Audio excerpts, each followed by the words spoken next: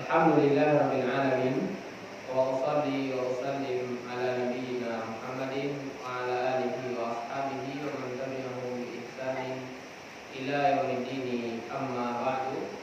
Yang kami hormati pengurus Masjid Nurul Falah, kemudian para hadirin Bapak Ibu yang dimuliakan oleh Allah Subhanahu wa taala. Puji dan syukur kita ucapkan kepada Allah taala atas karunia dan taufik yang Allah berikan kepada kita sehingga kita bisa melaksanakan ibadah kepada Allah taala. Aktivitas dunia kita bisa kita kerjakan tentunya setelah taufik dari Allah Subhanahu wa taala. Kemudian salawat dan salam kepada Nabi kita Muhammad sallallahu alaihi wasallam. Semoga selalu tercurahkan kepada beliau, kepada sahabat beliau, kepada keluarga beliau dan orang-orang yang mengikuti jalan beliau.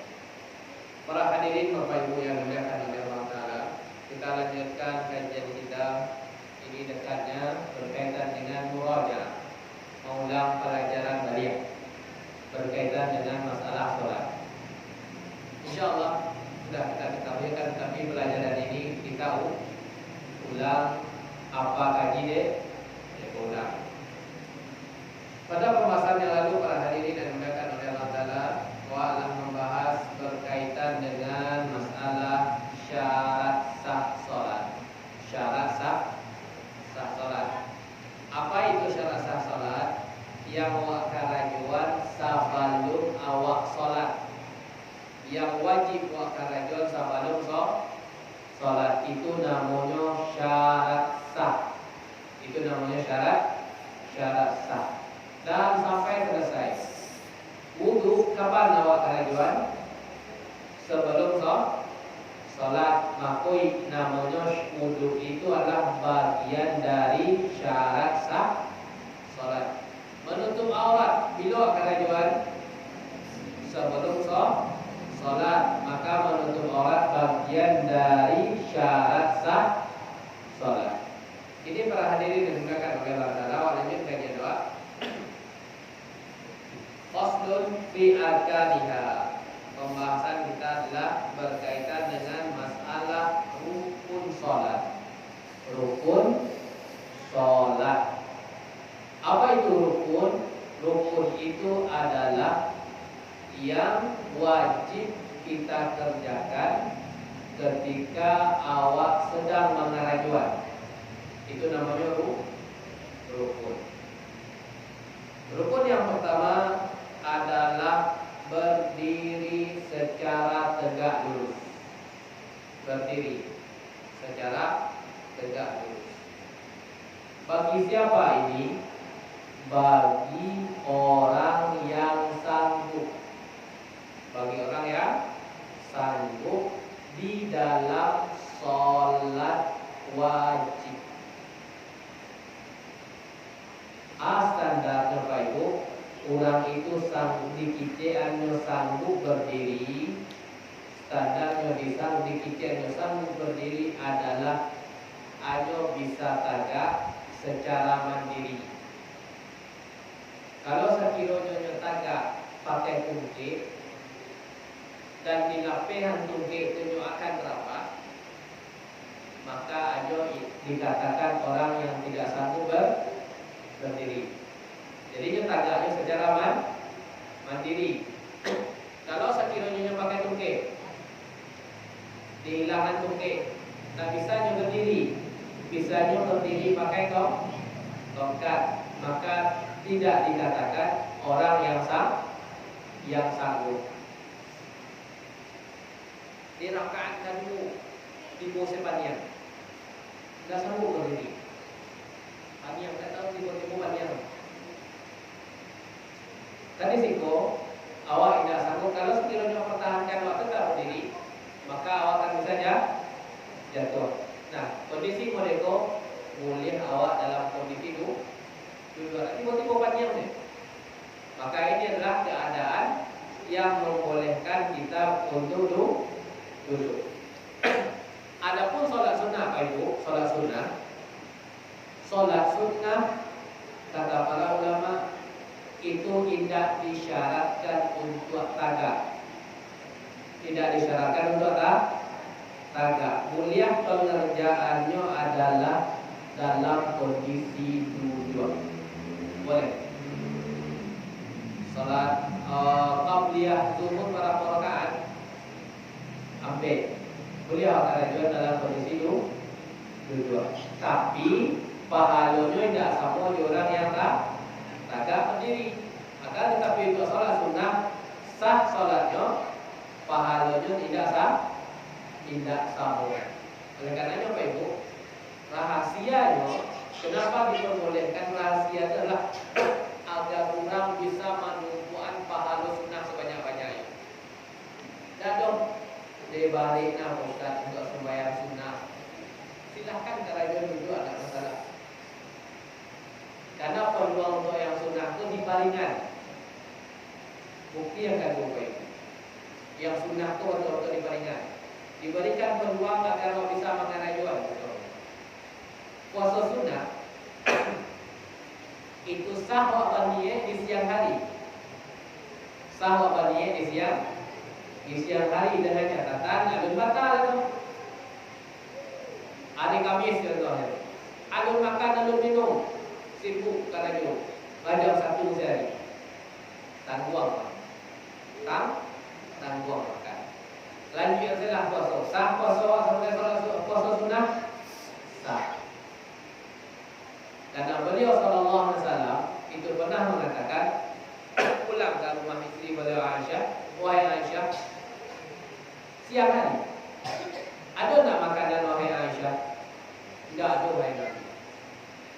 3 bulan di rumah beliau tersebut disebutkan dalam sejarah tidak mengeluarkan nafsu. Tidak ada yang masak 3 bulan. Ada tak makanan wahai Aisyah? Tidak ada. Kalau mulai itu Abu puasa. Kapan itu terjadi? Terjadi di siang hari. Rahmat dari syariat untuk yang sunnah ada kelonggaran. Untuk yang sunnah ada kelonggaran mengarahkan tinggal di awal. Tinggal di awal. Yang sunnah pun untuk puasa. Kalau sekiranya awak tidak mampu, kalau awak diundang kurang untuk makan, kalau sekiranya itu membalik nantinya, tidak masalah awak membatalkan. Karena ini hukumnya sunnah. Yang maksud dari sunnah itu adalah wa karajul, sehingga ada peluang keringanan. Ada peluang keringanan. Bapak Ibu yang dimuliakan oleh Allah Ta'ala, syaratnya tadilah berdiri. Kalau tidak sanggup berdiri, standarnya tadi wakilnya tidak sanggup berdiri, orang yang tidak bisa berdiri secara mandiri. Mungkin kalau pakai tungkek yang Ustaz bisa berdiri. Artinya tidak dihukumi orang yang sanggup. Kalau basarnanya tadi diam Ustaz, dicarinya tegak di tengah masjid, kemudian basarna dalam kondisi berdiri bisa, tetapi bukan dihukumi orang yang sanggup. Soalnya butuh sandaran.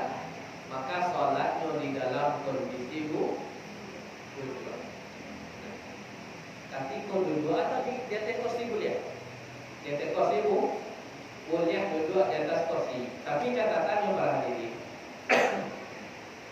bagi orang yang sholat di atas kursi, mereka itu hanya mengerjakan yang tidak dia sanggupi. Yang tidak dia sanggupi. Contohnya ambo sedang duduk gini. Ambo mau ikut imam. Sedang duduk kena sanggup berdiri. Ketika imamnya itu rukuk, ambo sanggup rukuk, sanggup. Ketika imamnya tersebut bangkit. Ketika imamnya sujud, ambo pun juga sujud. Tak boleh isyarat. Soalnya bahasanya ambo sanggup. Jadi di dalam sholat wajib para hadirin Bapak Ibu, yang gugur itu yang tidak disanggupi. Yang gugur itu apa? Yang tidak disanggupi. Gara-gara awak duduk gugur sadolahnya tidak. Gara-gara mentang-mentang awak duduk, sujud pun perlu isyarat. Awak tanya dalam diri awak, sanggup tak awak untuk sujud? Seperti orang-orang biasa sanggup karajuan sujud, duduk. Ketika imam berdiri, awak kembali sholat dengan kursi tadi. Jadi di dalam hal-hal yang salat wajib, yang gugur apakah adalah rukun? Tidak. Yang gugur adalah hal yang tidak bisa awak karajuan, itu yang gugur. Tidak bisa tagak, gugur tagak. Itu kajo duduk. Tapi ketika duduk, awak sanggup sujud. Kemudian kita sujud. Yang pertama adalah syaratnya adalah rukunnya adalah al-qiyam, yaitu berdiri. Tidak bisa berdiri, duduk. Tidak bisa duduk sana. Kalau sekiranya duduk usah rapah. Bisa ini orang kadang kondisinya begitu kan, panjang. Sedangkan waktu sholat lah hampir berakhir. Kayaknya dulu agar kondisi yang mau bisa stabil. Pada ruang itu stabil, panjang dulu. Yang dia abdi makatu. Kalau dia abdi makatu tidak boleh ditunda. Sholat dalam kondisi babariang. Babariang itu dia. Tidak tahu membariangan badan kan ada apa ibu? Sebagai orang sakit tersebut nak tahu mereka kan? Dan nak tahu membariang badan mereka nak tahu. Maka sholat dalam kondisi tahlilan. Sholat dalam kondisi tahlilan. Isyaratnya bagusan, isyaratnya tetap Allah Akbar. Kalau tidak sanggup mungkin tidak masalah. Tidak sanggup mengikian kata-kata. Ada orang yang tidak bisa mengungkapkan kata-kata dalam kondisi sakit. Biasanya na'udzubillah, semoga awak dijauh orang yang dalam kondisi stroke. Itu biasanya tidak sanggup untuk mengikit. Tetap sholat pakai isyarat, pakai bacaan dalam hati. Yang awak sanggup itu yang awak karajuan. Itu syarat yang pertama. Syarat yang kedua adalah ketika berdiri, rukun yang kedua adalah takbiratul ihram.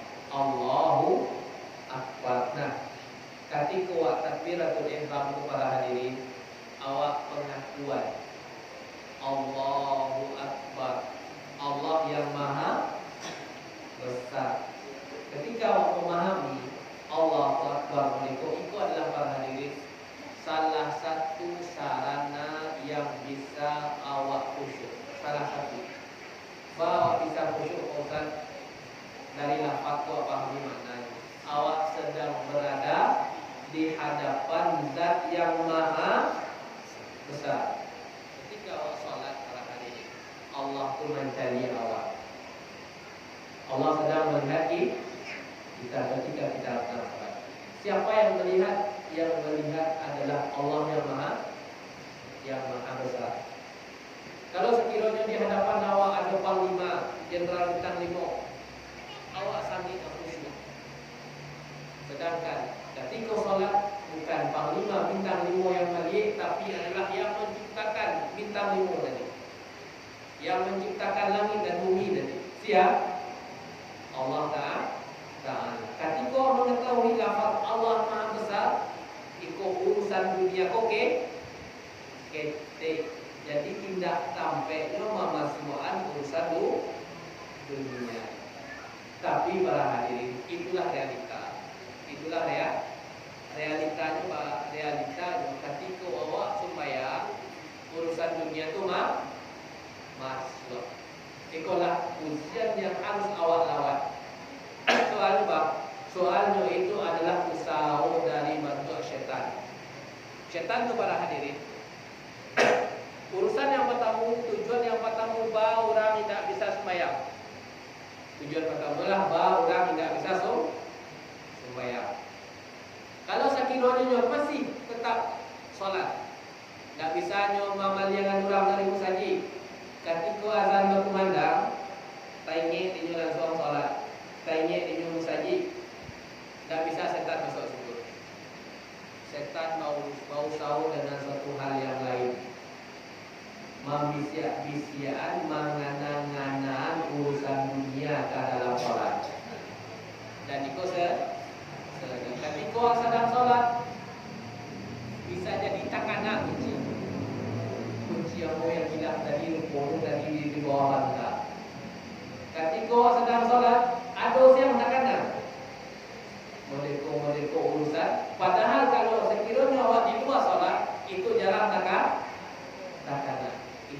yang dihembuskan oleh musuh awal. Sampai dulu musuh awal Ustaz sampai meninggal secara pribadi. Adapun untuk iblisnya sampai hari kiamat baru akan dihembuskan. Tapi kok azan berkumandang, itu syaitan tersebut lari berbirit-birit, lari. Nah, selesai azan timbul balik. Nanti kok dikumandang iqamat ditekan, lari lo balik. Nanti kok selesai iqamat, berarti orang sedang sholat, barulah timbul. Yuwas wisuhu, mawisiat-wisiat sahibu. Kadang-kadang la tadri kam sholat, sampai bisiak-bisiak musangnya baliknya. Kadang-kadang awak tidak tahu lah barangkali awak sedang sholat, entah tiga, entah empat, entah lima, entah dua. Nah, itulah perjuangan awak. Perangkap iblis itu para hadirin meningkit-tingkit. Kalau perangkap pertama menyuruh orang nak sembahyang, kalau menyuruh orang nak sembahyang, kalau itulah berhasil lah selesai. Kalau masih sembahyang masih tak ada, apalah caranya orang yang solat tu nak ambil pahala. Diusahakan untuk menganang-anang urusan dunia sehingga lupa. Yang dibaca keagungan zikir, keagungan ihdinas siratal mustaqim, keagungan Allahu Akbar, masuk urusan dunia sehingga para hadirin. Untuk orang yang solat tadi, pahalanya itu berdasarkan kekhusyukannya di dalam solat. Ada yang dapat pahala 10%, sampai 12. Ada yang dapat pahala sampai 9. Ada yang dapat pahala 50%, dan ada yang tidak ada sama sekali. Solatnya sah, akan tetapi tidak ada sama sekali. Soalnya tidak ada kandungan di dalam solat yang dia hadirkan. Allahu Akbar, itu awak sedang berada di dalam penglihatan Allah yang Maha Kuasa. Apalagi zikir-zikirnya setelahnya yang baik. Oleh karenanya para hadirin, di dalam solat salah satu yang kedua yang bisa awak menyebabkan khusyuk dalam solat itu adalah kalau bisa awak tahu kandungan doa yang awak baca. Bisa awak resapi, Iyyaka na'budu wa iyyaka nasta'in, maliki yaumiddin. Ya Allah, Engkaulah penguasa hari pembalasan. Besok awak akan dibalik oleh Allah. Siapa yang menguasai pembalasan itu? Tidak ada yang lain, hanya Allah Ta'ala. Ihdinas siratal mustaqim. Ya Allah, tunjukilah aku jalan yang lurus. Siratal ladzina an'amta alaihim, itu jalan orang yang Engkau ridhai, bukan jalan orang yang Engkau laknat, bukan jalan orang yang Engkau marahi.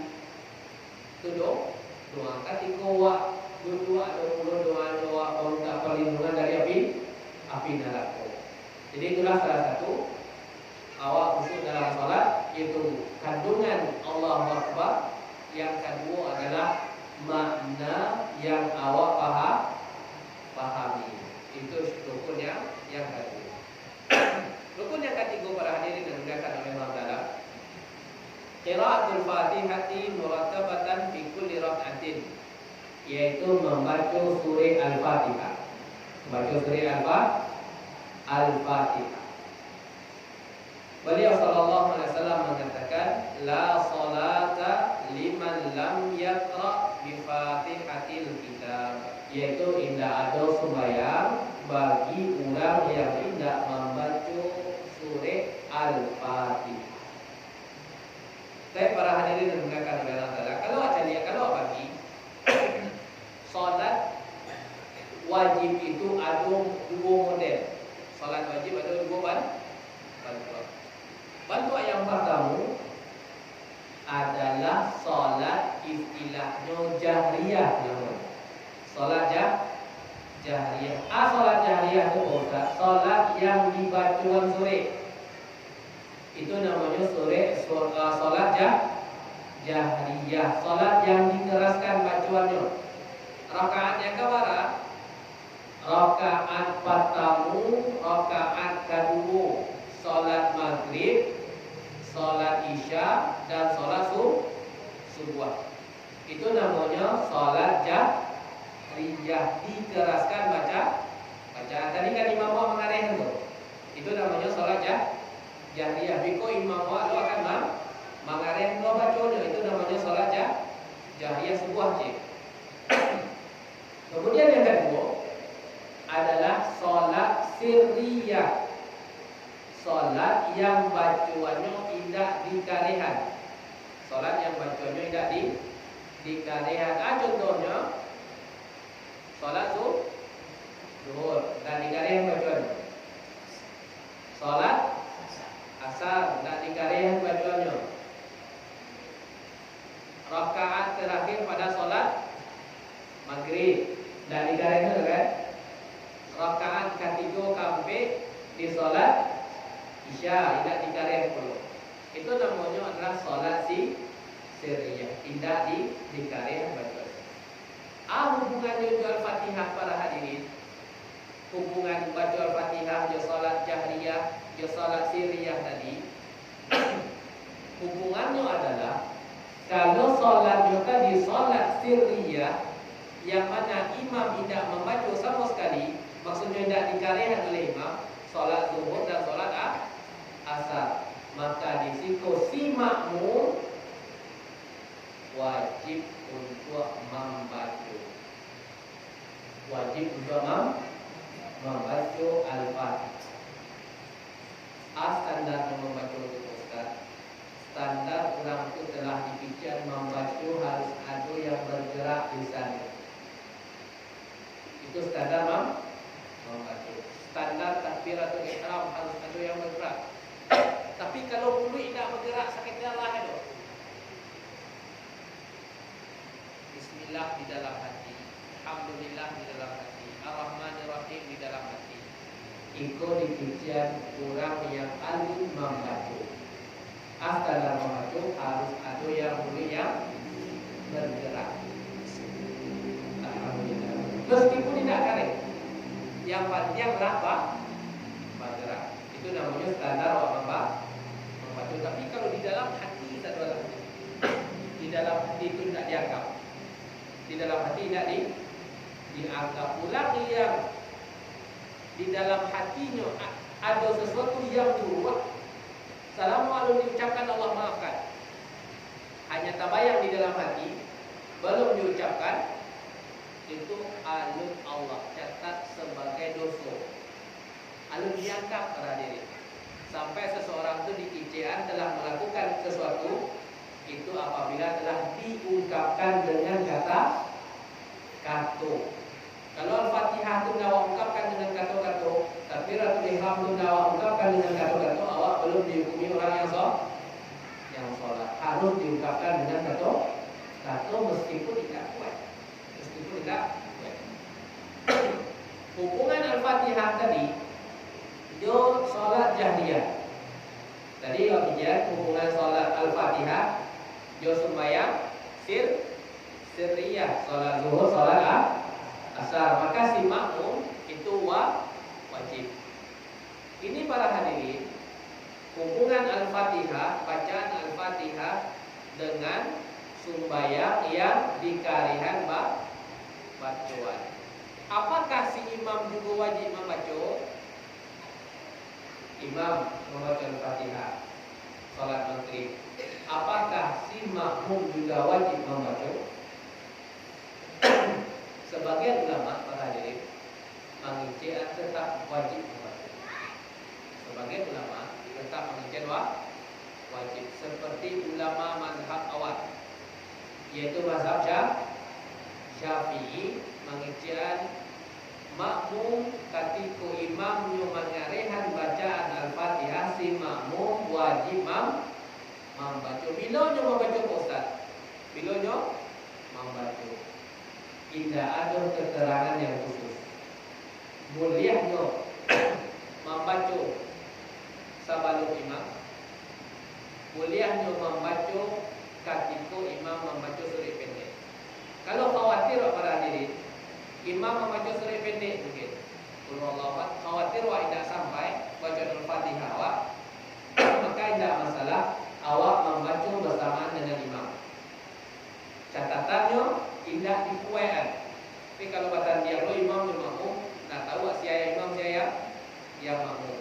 Imam baca alhamdulillah rabbil alamin arrahmanir rahim. Oh, betul. Tapi wajarnya tidak ada masalah.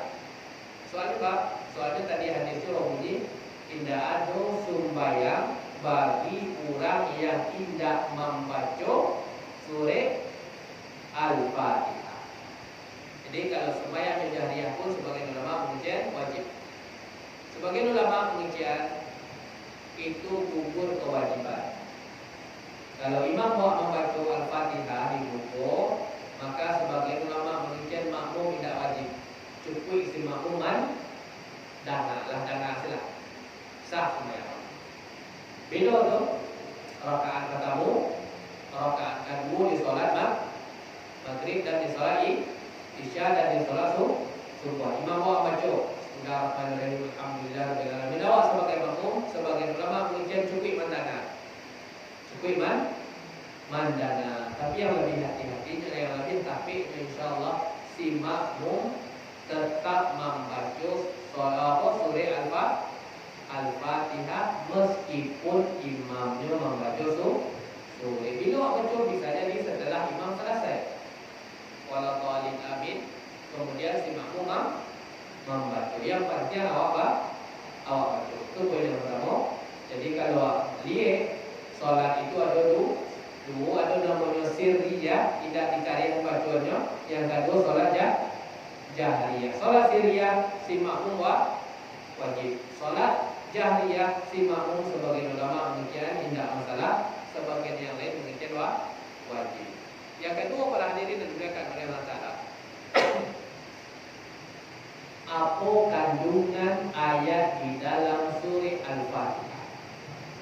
Apa kandungan ayat di dalam surah Al-Fatihah? Dan kan tadi berbunyi tidak ada sembahyang bagi orang yang tidak membaca surah Al-Fatihah. Pembahasannya adalah pembahasan yang Masya Allah apalagi. Sebagian ulama memikirkan isi Al-Fatihah itu dari Bismillah. Dari Bismillah sampai walau itu adalah ayat dalam surah Al-Fatihah.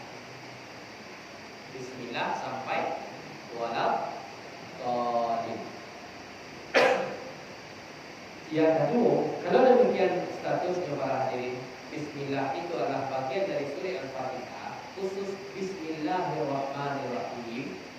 Ia bagian dari surah Al-Fatihah.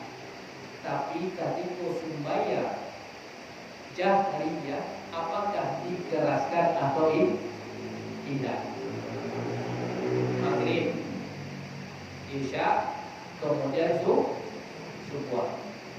Kalau bagian dari Bismillahirrahmanirrahim, bagian dari surah Al-Fatihah, apakah khusus yang untuk Bismillah itu dikarikan bacaannya atau tidak? Atau tidak? Dia tetap dibaca. Akan tetapi pembahasannya apakah dikeraskan apa tidak? Dua-duanya datang dari Nabi SAW. Kebanyakan kondisi beliau itu adalah memelankan bacaan Bismillah. Yang dikarikan startnya dari Alhamdulillah. Bismillah tetap dibaca, akan tetapi yang dikarikan yang kedua adalah lafaz Alhamdulillahi Rabbil Alamin. Sebagian ulama mengucapkan para hadirin tetap dikarikan yang baca Bismillah. Ikut sikap yang harus awak ambil. Kalau sekiranya para hadirin awak meyakini Bismillah itu tidak dikarikan, Bismillah tidak dikarikan. Ternyata imam di suatu masjid mengarikan Bismillah. Awak tetap ikut. bersama si imam. Meskipun awak menganggap bismillah itu yang rancang tidak dibuaikan dan dikarenakan, tetapi imam buat di suatu masjid, wah jalan-jalan kedua tersebut di imam yang menguaikan baca bismillah. Apakah awak bergabung atau awak tinggal? Tetap bergabung. Tetap bergabung salat jamaah tetap. Kalau sekiranya awak menganggap contohnya bacaan Al-Fatihah itu bismillah itu wajib dikarenakan, awak menganggap contohnya, ternyata imam awak memelanggar. Berbeda pandangan antara imam dan si makmum. Awak sebagai makmum di suatu waktu pada yang awak yakini bismillah itu tidak dikuaikan, dipelankan. Tapi ternyata awak bersebut di suatu imam yang mengeraskan baca bismillah. Sikap awak, apakah awak tinggal sholat tadi? Tidak. Awak tetapi ikut. Soalnya para hadirin, tidak ada satu pun ulama yang mengictiad sholat dengan mengeraskan bismillah batal. Dan ada ulama. Sholat yang mengictiad tanpa bismillah batal, tidak ada puluh ulama. Satu alahnya sholatnya sah. Akan tetapi pembahasannya mayang rancak. Mayang rancak, bukan masalah apakah batal atau tidak. Satu alah ulama mengictiad. Orang yang sholatnya dengan bismillah dikarenakan sah. Karena beliau sallallahu alaihi wasallam pernah mengeraskan al-Fatihah bismillahirrahmanirrahim. Sebagai kondisi sholat dengan memelankan bismillah juga sah, dan ini yang banyak dipraktikkan oleh Nabi sallallahu alaihi wasallam. Artinya para hadirin, itu adalah bentuk sikap awak yang awak harus melapang dada. Jadi tidak boleh awak kecil sholat tanpa bismillah itu tidak sah. Tidak sah sholat. Sholat dengan mengarahkan bismillah tidak sah. Tidak sah sholat. Sehingga ketika awak tersebut di imam, yang awak berbeda pendapat di imam tadi, awak wajib untuk sholat jamaah. Soalnya sholat awak sah. Kecuali sholat imamnya batal, dia tak boleh. Tadanya dua imamnya tadi, mohon maaf ya, kalwahim. Tak. Yakin awak batal sholat imam? Yakin. Soalnya lah batal wudhu dengan kentut. Awak tak boleh mengikuti si imam. Soalnya sholatnya tidak sah. Sedangkan untuk Al-Fatihah bismillahirrahmanirrahim, para luar sahabat, agar awak tahu bahwasanya baca bismillah atau tidak baca itu adalah bukan syarat. Buktinya beliau sallallahu alaihi wasallam pernah mengeraskan bismillah, dan yang sering adalah tidak mengeraskan baca bismillah. Saya dipahami kasih para hadirin. Agar kita bisa melapang dada sesama saudara kita muslim. Kemudian para hadirin yang dimuliakan oleh Allah Taala, gugurnya Al-Fatihah. Gugurnya Al-Fatihah.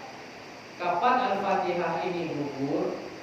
Al-Fatihah ini gugur kalau awak dalam kondisi masbuk, talambe awak datang, awak baca Bismillahirrahmanirrahim, Alhamdulillahirabbil alamin. Kemudian si imam lah rukuk, maka di situ awak tidak boleh melajuian. Awak tidak boleh melajuian sampai wala qadim. Kalau awak lajuian, nah ia imam khatib, awak lah tinggal rukun cik. Awak lah tinggal rukun cik. Kalau tinggal rukun cik, sebagian ulama mungkin sembahyang tidak sah.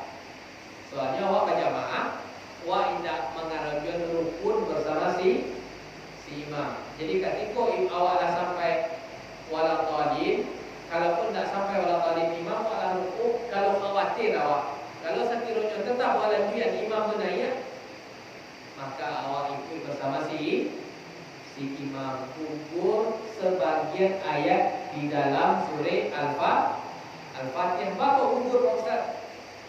Di awak mengikuti imam. Tapi kalau awak sembahyang surah, kalau awak guguran saja batal salat. Baru sampai Malik Yaumiddin, kemudian awak rukuk sendiri, awak solat surah, batal solat. Tapi kalau kita bersama si imam sampai baru Malik Yaumiddin, kalau kamu tarihan, khawatir kamu imam akan tagak, sehingga kamu tidak dapat rukuknya si imam, maka awak sampai di situ dan rukuk bersama imam. Itu kondisi yang pertama. Kondisi yang kedua, gugurnya awak membaca Al-Fatihah adalah imam dalam kondisi sedang rukuk. Imam kondisinya sedang rukuk, maka gugur kewajiban awak membaca Al-Fatihah dan awak dapat satu rakaat.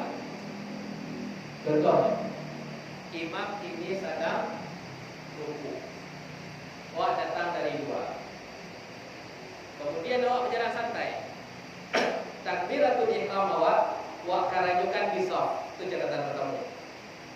Imam sedang rukuk, kalau takbiratul ihram di luar rukuk, kemudian berjalan awak sampai ke shaf, tidak sah. Jadi imam sedang rukuk, kemudian awak di luar berjalan, kemudianlah sampai di shaf, baru takbiratul ihram. Ketika awak takbiratul ihram, imam lalu naik, masih di rukuk, Allahu Akbar. Nah, selesailah sempurna Allahu Akbar, imam masih rukuk, awak dapat satu rakaat meskipun awak tidak membaca Al-Fatihah. Beliau sallallahu alaihi wasallam mengatakan, man adraka raka'atan faqad adraka shalah. Barang siapa yang mendapati man adraka ruku'an imam, barang siapa yang mendapati imam sedang rukuk kemudian berrukuk bersama imam, mendapatkan satu rakaat.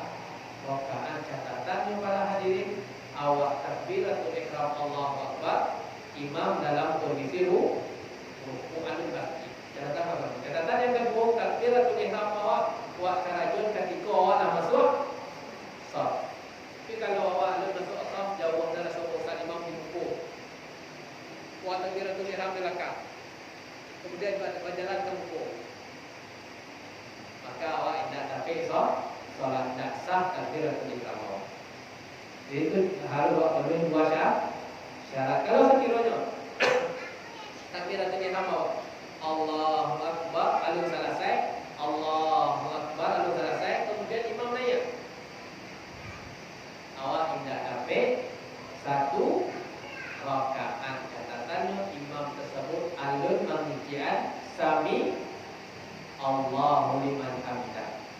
Kalaulah mulai sami Allahu liman hamidah, maka telah gugur kesempatan untuk mendapatkan satu rakaat. Itu rukun yang ketiga. Berdiri, baca Al-Fatihah, kemudian takbiratul ihram. Yang keempat para hadirin adalah ar-ruku'u fi kulli rak'atin, yaitu ruku'. Itu para doa sampai para hadirin, standar ruku' yang sah. Standar untuk ruku' ada dua metode. Standar ruku' yang sah, standar ruku' yang sempurna. Sah belum tentu sempurna. Kalau sempurna jelas. Standarnya ruku' yang sah, standar ruku' yang sah disampaikan oleh para ulama seperti Imam Nawawi rahimahullah taala. Beliau mengatakan standar ruku' yang sah itu adalah kira-kira awak merukuk sampai tangan awak dilutui. Mohon maaf, mau praktekkan nih. Nah, para hadirin, awak merukuk sampai tangan awak dilutui. Sampai dilutui, sudah sampai dilutui. Nah, berarti rukuk awak lah sah. Yang sempurnanya apa? Yang sempurnanya itu dah datar. Jadi kalau sekiranya tidak datar, rukuknya tidak datar, akan tetapi kira-kira tangan kalau sampai ke lutut, meskipun tidak datar mereka, agak meninggi sedikit, maka ulama mengucap seperti Imam Nawawi telah dihukumi rukuknya sah, tapi alur sempurna. Jadi beda para hadirin antara sah dengan sempurna. Jadi orang yang tidak bisa rukuk dengan disebabkan ada penyakit, maka adalah dia harus mengejar kalau bisa standar keabsahan. Sakit buah besar baca dulu buat ikhtiar kajalah minimal. Apa minimalnya? Dihukumi satu. Soalnya kalau di pasalnya sakit, buat ikhtiar dengan apa?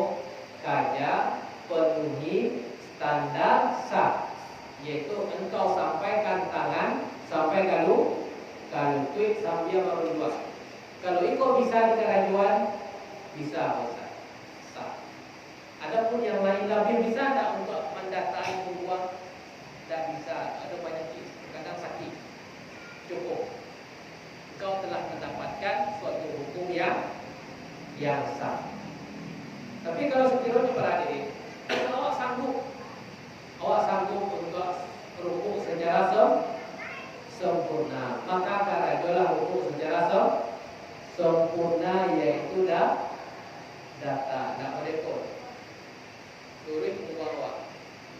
Maka ini adalah standar rukuk yang sempurna. Itu yang pertama. Ketika rukuk para hadirin yang dimuliakan oleh Allah Ta'ala,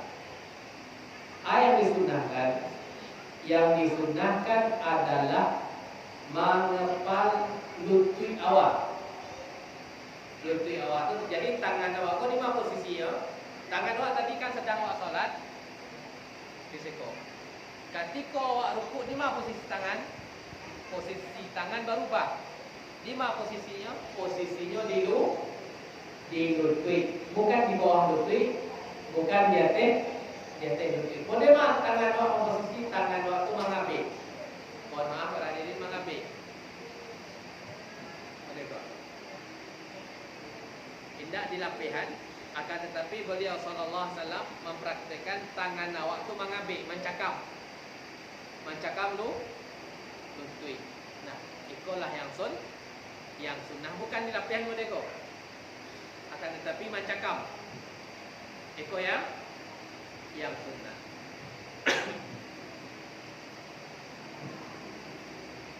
Itu adalah rukun, yaitu rukuk. Tahu awak rukuk itu ada dua bentuk. Rukuk yang mendapatkan hukum sah, yang kedua rukuk untuk mendapatkan sempurna. Para hadirin yang dimuliakan oleh Allah Ta'ala, setelah rukuk mengapa? Bangkit dari rukuk. Bahkan dari rukuk bangkit. Nah, bangkit doa para hadirin harus ada kondisi awak betul berdiri. Ketika bangkit harus ada suatu waktu awak betul-betul berdiri. Tapi kalau sekiranya awak naik dan awak alum berdiri tegak, kemudian langsung sujud, tidak terpenuhi rukun. Jadi awak tadi kan rukuk, kemudian sami Allahu liman hamidah, berdiri, kemudianlah tegak berdiri awak, baru awak membaca, kemudianlah selesai baru awak rukuk. Tapi kalau sekiranya kemudian sami Allahu liman hamidah, rabbana lakal hamdu, belum berdiri, langsung awak rukuk, itu tidak terpenuhi salah satu rukun. Kalau tidak terpenuhi salah satu rukun, berarti sholat awak indah. Setelah rukuk, ini insyaAllah awak tahu saudara, tapi awak ulang lagi. Setelah rukuk awak sujud. Setelah rukuk awak sujud. Para hadirin yang dimuliakan oleh Allah Ta'ala, nah, ketika awak sujud, Ketika awak sujud, harus awak menyertakan sebagian anggota tubuh awak.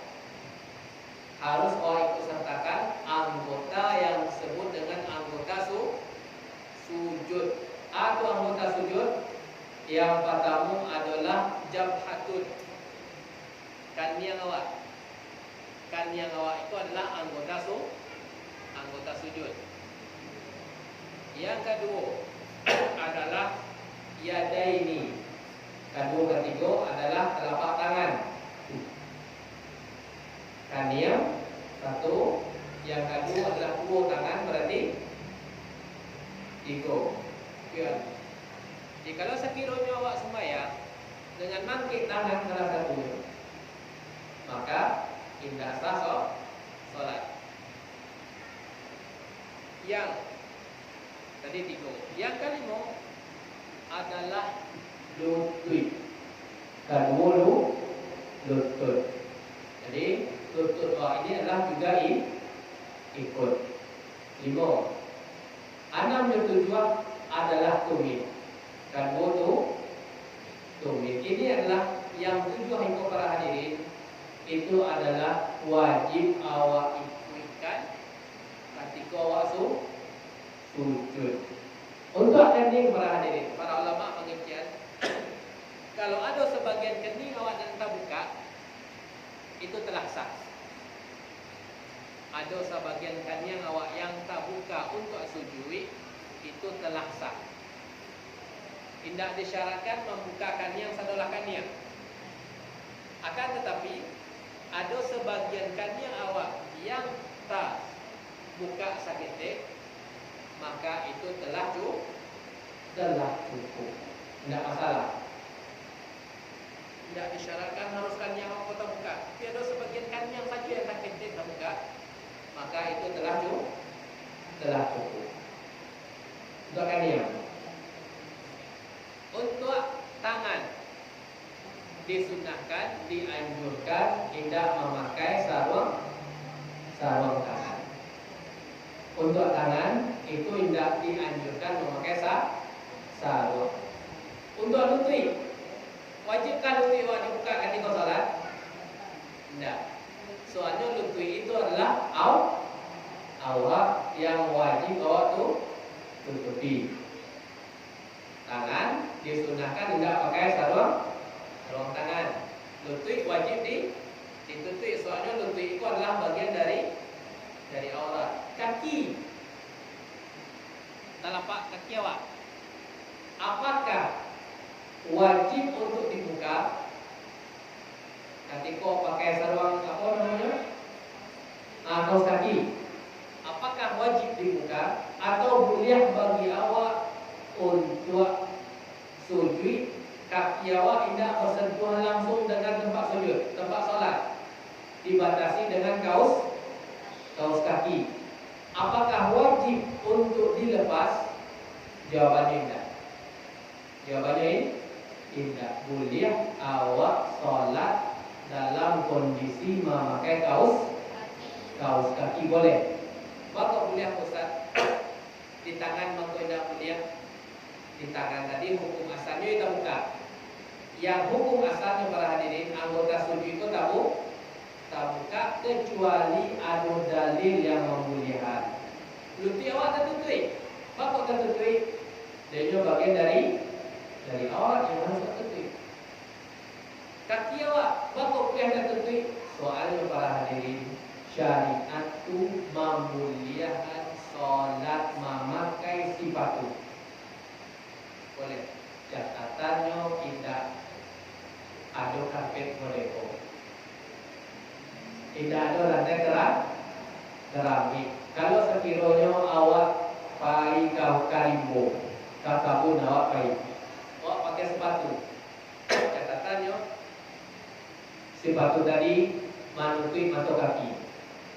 Catatannya sepatu tadi menutup mata kaki. Catatan yang kedua, sepatu tadi suci, tidak ada najis. Maka boleh bagi awak untuk salat dengan memakai sepatu. Catatannya jangan dibawa ke masjid. Kalau dibawa ke masjid, kira-kira terjadi Umur tadi. Seperti tentara yang pernah mulia solat di bandara, di landasan itu, sah solatnya pakai sepatu, atau solat di kapal pakai sepatu, sah, asalkan sepatu tersebut suci, asalkan sepatu tadi menutupi mata kaki. Tapi kalau sekiranya sepatu tadi tidak menutupi mata kaki, itu tidak sah diusap di atas. Nanti insyaallah ada pembahasan mengusap di atas sepatu. Baik para hadirin yang dimuliakan oleh Allah Taala. Jadi yang anggota tujuh tadi itu harus awak ikuian ketika sujud. Kalau sekiranya tidak awak ikuian, tidak boleh. Wangke kaki kabalah wangke kaki. Sujud dengan satu kaki atau tangan wangke satu kaki. Tentu tidak diperbolehkan. Baik para hadirin yang dimuliakan oleh Allah Taala. Kemudian setelah awak sujud, anak ada namanya duduk di antara dua sujud. Bahkan tadi tagak, kemudian sujud, kemudian duduk, kemudian sujud, kemudian tagak. Nah, duduk di antara dua sujud tadi para hadirin itu adalah rukun. Itu adalah rukun. Kalau tinggal tidak sah. Tapi para hadirin yang dimuliakan oleh Allah Taala, kalau sebagian dengan doa sahabat, cukup yang dikaji doa risiko. Kalau ada kata-kata yang salah, kami mohon maaf. Insyaallah bisa dipahami pembahasannya ya. Ada pertanyaan? Baik. Wa tutup kajian doa dengan doa kafaratul majlis. Subhanallah wa bihamdika, asyhadu an la ilaha illa anta, astaghfiruka wa atubu